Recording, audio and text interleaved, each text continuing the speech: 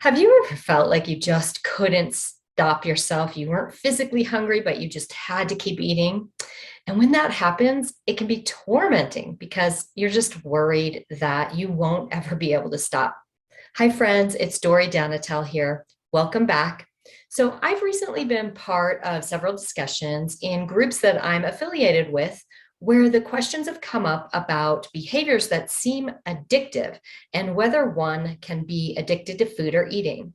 In today's video, we're going to take a look at what food addiction is and some ways that we can more fully understand that behavior so that we can overcome it and begin to enjoy the food we are having without having to be in this love-hate relationship. Because we want to be able to be around food and know that we can trust ourselves around it. So there is some confusion about addiction to food or if you can be actually addicted. And the confusion comes from the fact that food addiction isn't yet recognized medically like alcoholism or drug addiction is.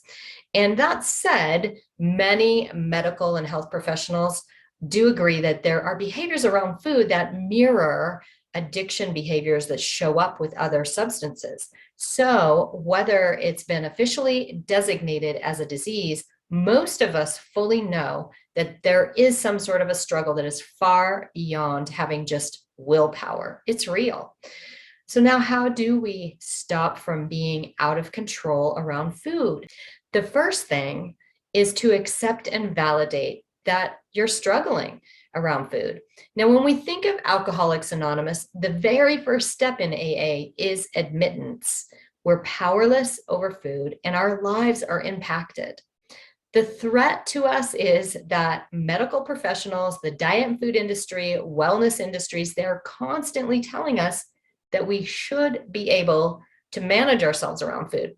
And we end up believing that the struggle that we're having means we're just weak or we have no willpower. Those messages tell us that we're just not enough. See, this is a deep-seated issue. One other side note is that the food industry is hell-bent on creating hyper-palatable foods. And this is a term, and it's totally understandable that that's what they're doing because food companies exist to make money, not necessarily food. So it's no wonder that these unbelievable, delicious concoctions that they come up with, that when we're around them, we feel out of control. So again, the first step to overcoming food addiction is to admit and accept. Next, going back to AA, I'm going to skim over some steps, not to discount them, because steps 2, 3, and 4 are about spirituality. And that actually is one of the primary areas that we address in my signature 12-week program. So I know, and my clients know, that these are important.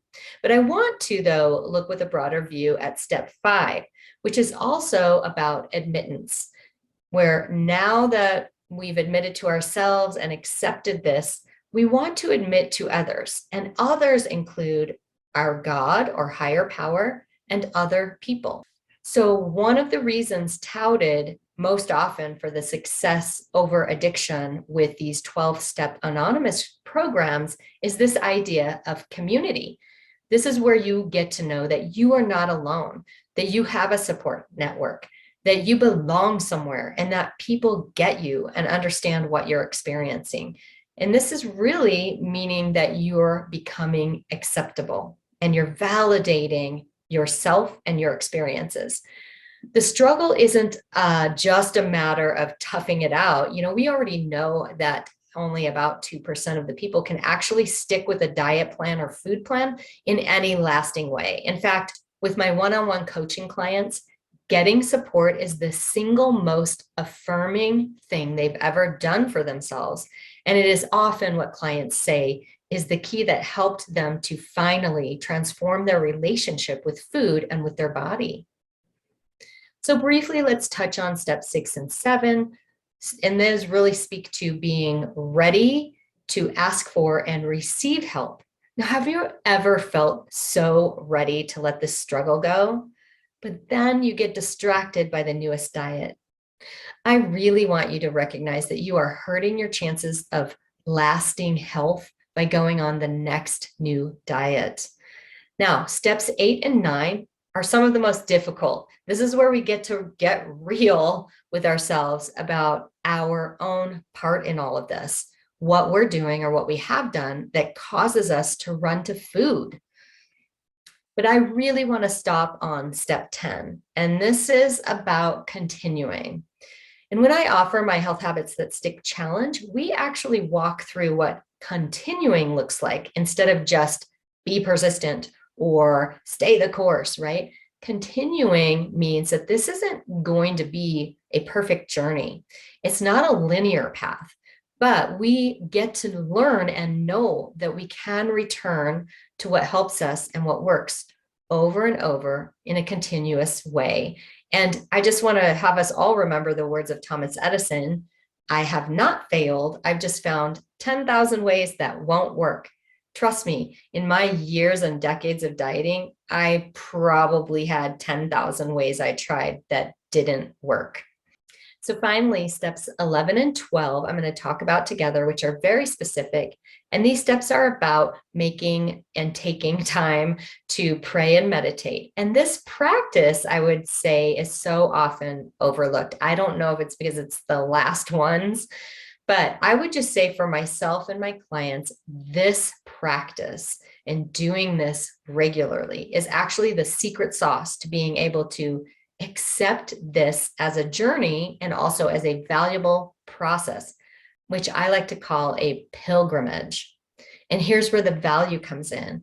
The value is when you can find serenity around food and use what you've learned to lift up others who are struggling and really help point the way for them. So my hope today is that the steps that we walk through are useful to you as you kind of step forward into your own life of just loving food in a way that is loving to yourself. And please share this video with anyone you feel would benefit and subscribe so you don't miss any and so you can continue to offer yourself needed support. See you on the next one.